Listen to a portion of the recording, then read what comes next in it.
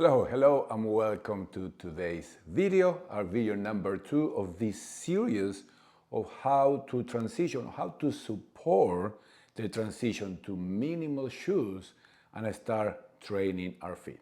I am Coach Rodrigo, founder of Barefoot Movers, movement coach here at Saguaro Shoes, and today I want to show you a very simple drill that can be a good starting point to bring some awareness, some blood flow to the feet and movement. So for this drill, I'm gonna be sitting on the floor, but you can sit on a chair in a safe place. And what you're gonna do is, I'm gonna start with my right foot. Of course, we're gonna do this in both feet. And with the opposite hand, so with my left hand, I'm gonna come under the foot and I'm gonna interlace the finger through the toes. Now here you may notice, some people feel that this is already too much. So maybe just a little bit of your toes through, your finger through your toes. Don't force, remember that most of our toes have moved closer to each other and there's no space. So you don't wanna force, but you're gonna start trying easy, a little bit of space between the toes. And you can hold just that.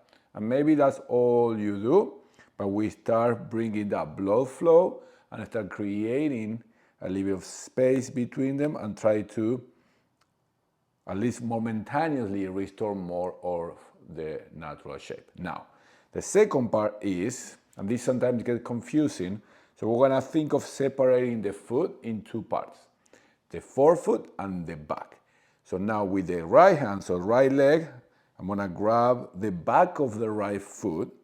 And sometimes people, when I do this, they move the ankle. It's not about moving the ankle. So when I use this hand to hold the ankle and the heel portion of the foot. With this hand, with my left, what I'm gonna start doing is gonna try to find some movement at the front of the foot, at the forefoot. So I'm bending, of course, all of this, be super mindful. The feet haven't been trained, maybe they haven't been moving. If you don't spend time barefoot or in minimal shoes, they haven't been moving much. So little by little, we need to restore that movement. So I'm gonna be bending or flexing and then extending, just the forefoot, and be, again, gentle, don't force. The second movement, still holding the back of the foot. Now I'm gonna try to find a little bit of rotational motion. You're thinking that you're moving the forefoot independently of the heel or the back of the foot, not the ankle, okay? Easy, rotate, do not force, and you can always take a break, right?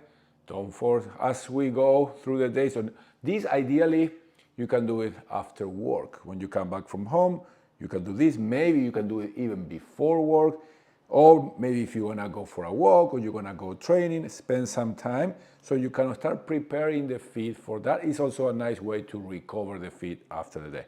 And the final one that I wanna show is the same, interlace the fingers, hold the back of the foot, and then wanna try to maybe draw like a little bit of circular motion. So we are combining the extension, rotation, flexion in one direction, and then you can do the opposite. This is gonna give you an idea of how much movement can you find. Some feet are very mobile, okay?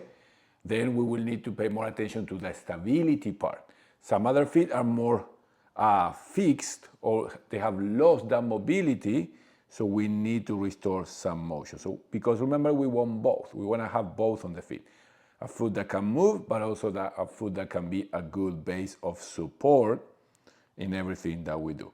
So, as we spend here 2-3 minutes, then you will do the same on the other side. So interlace, okay? Interlace, first hold, right? Hold, see how this side, and you start recognizing differences from foot to foot, right? And you hold, remember, don't force. This one I won't spend so much time, okay?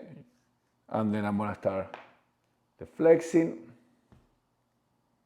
So without forcing, so first hold, then flexing, then rotating. Remember to hold the back of the foot so that we're moving the forefoot independently. Okay, that's the key word. And then finally, that little circular motion without forcing. Okay, and I want you to notice, okay, how your feet are able to move. Maybe if there is a lot of movement, if it's just very uncomfortable to interlace the fingers there. Remember, all these mini course is part of starting to bring awareness and slowly start training the feet. Remember, that is something that we don't want to rush, we don't want to force, little by little, like training any other part of the body. Okay, that is it for today. I hope you enjoyed that one, and I will see you on the next one.